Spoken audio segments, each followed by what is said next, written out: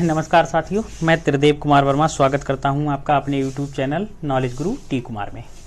आज हम बात करने वाले हैं केबीएस वैकेंसी की बारे में, केबीएस रिक्वायरमेंट के बारे में। केबीएस में जो वैकेंसियां निकलती हैं केंद्रीय विद्यालय में, तो उसमें जो होता है कि क्या क्वालिफिकेशन मांगते हैं, क्या मतलब जो है डिटेल्स होती है, उसके बारे में आज हम आपको सारी चीज़ें बताएंगे कि किस तरह से उसका रिक्वायरमेंट होता है, किस तरह से उसकी ज्वाइनिंग होती है। तो इसके बारे में आज हम बात करने वाले हैं। और चूंकि केबीएस की वैकेंसी का नोटिफिकेशन तो आ ही गया है, तो केबीएस की वैकेंसी आने ही वाली है। तो अगर आपने बीएड कर रखा है या बीटीसी कर रखी है, ठीक है, तो या सीटेट आपने पास कर रखा है अगर, तो फिर आप तैयार हो जाइए फॉर्म डालने के लिए। और चलिए आज हम आपको पूरी जानकारी देंगे इसके विषय में। केबीएस रिक्वायरमेंट के बारे में बात करेंगे हम लोग कि केबीएस में जो पद आते हैं उन पदों पर किस तरह से भर्ती होती है, ठीक है, भर्ती के नियम क्या हैं, और इस विषय में हम बात करेंगे। तो चलिए मैं नोटिफिकेशन को निकाल ले रहा हूं, इसको देखते हैं। ये वाइस प्रिंसिपल वगैरह के लिए है। नॉन टीचिंग, एक मिनट रुकिएगा।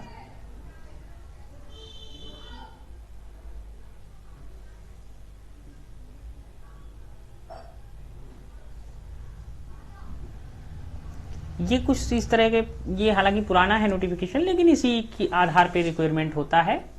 ये पीजीटी और टीजीटी और प्राइमरी टीचर के बारे में मैं आज आपको बताने वाला हूं कि किस तरह से जो है उसमें क्या क्या सैलरी वगैरह क्या मिलती है और किस तरह से उसका रिक्वायरमेंट होता है और क्या क्या उसमें एजुकेशन क्वालिफिकेशन मांगते हैं। तो सबसे पहले आज मैं बात करने वाला हूँ आपसे पीजीटी के बारे में।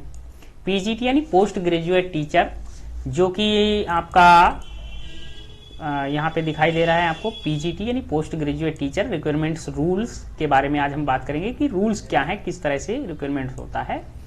तो ये पोस्ट वगैरह सब पुरानी है, लेकिन जो रूल्स हैं वो आज भी वही हैं कि किस तरह से रिक्वायरमेंट होता है। तो इसमें देखेंगे।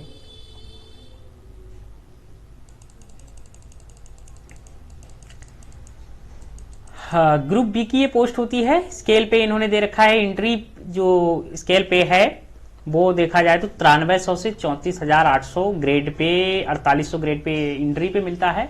और इसके अलावा जो ग्रेड पे है वो 5400 ग्रेड पे जो है सीनियर स्केल होता है। इसके बाद जब सिलेक्शन स्केल हो जाता है तो उस पर वो 6600 स्केल पे है, यानी कि वही लगभग 1-1.5 लाख रुपए से ऊपर सैलरी जाके पड़ती है।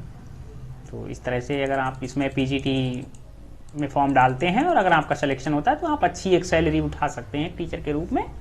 तो इसमें एज लिमिट दे रखा है कि वैसे तो इसमें 40 वर्ष तक के लोगों को लिया जाता है, लेकिन अगर आप एम्प्लॉयज हैं केंद्रीय विद्यालय में पहले से ही, अगर आप प्राइमरी टीचर हैं और आप पीजीटी के लिए अप्लाई करते हैं, आपने क्वालिफिकेशन अर्जित कर रखी है और पीजीटी के लिए अप्लाई करते हैं, तो आपकी एज के लिए कोई बाउंडेशन नहीं है। वैसे 40 वर्ष की एज लिमिट है, लेकिन SC ST को गवर्नमेंट के रूल के हिसाब से रिलैक्सेशन दिया जाता है। तो इसमें जो क्वालिफिकेशन है, एजुकेशन क्वालिफिकेशन, इसके विषय में बात करेंगे कि क्या होता है डायरेक्ट रिक्रूटमेंट। तो ये कह रहे हैं कि 2 year integrated post graduate MSc course regional college और एजुकेशनल NCERT से, या master degree from any recognised university. आपने मास्टर डिग्री कर रखी है और मास्टर डिग्री में आपके 50% होने अनिवार्य हैं, कि आपके जो है मास्टर डिग्री में 50% होने अनिवार्य है, ठीक है, 50% आपका होना चाहिए मास्टर डिग्री में।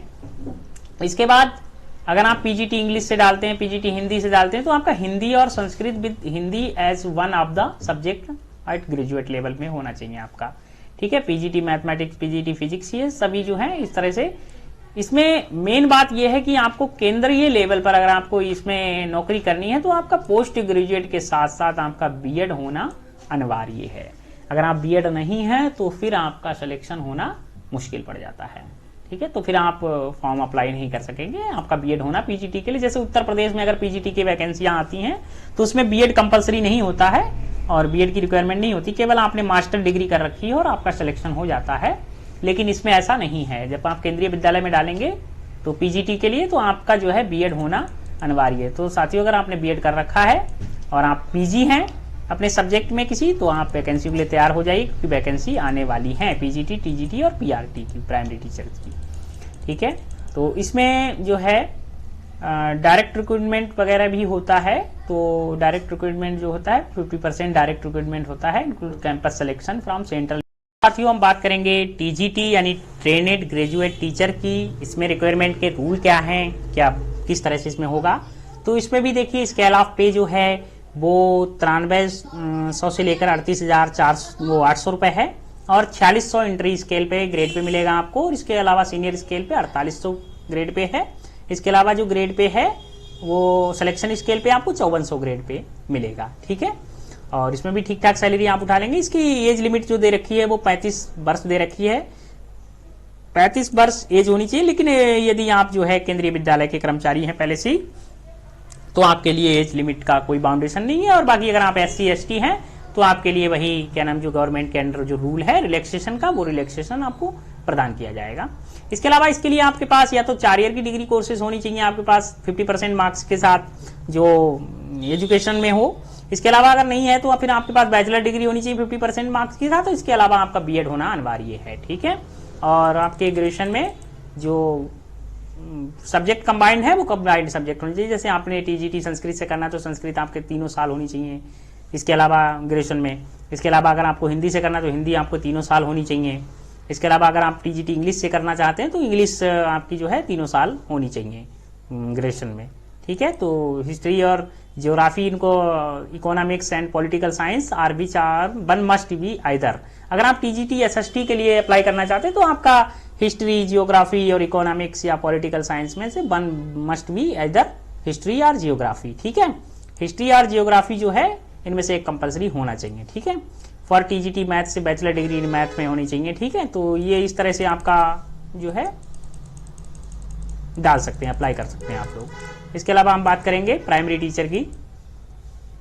प्राइमरी टीचर में किस तरह से जो है सिलेक्शन होता है। तो प्राइमरी टीचर के लिए देखिए एक चीज आप यहाँ जान लें कि जो ग्रेड पे या सैलरी वगैरह है स्केल पे, तो वो तो ये है ही है। ग्रेड पे 4200 है इंट्री स्केल पे, इसके बाद फिर 4600 सीनियर स्केल पे, और इसके बाद 4800 आपको सिलेक्शन स्केल पे मिलेगा।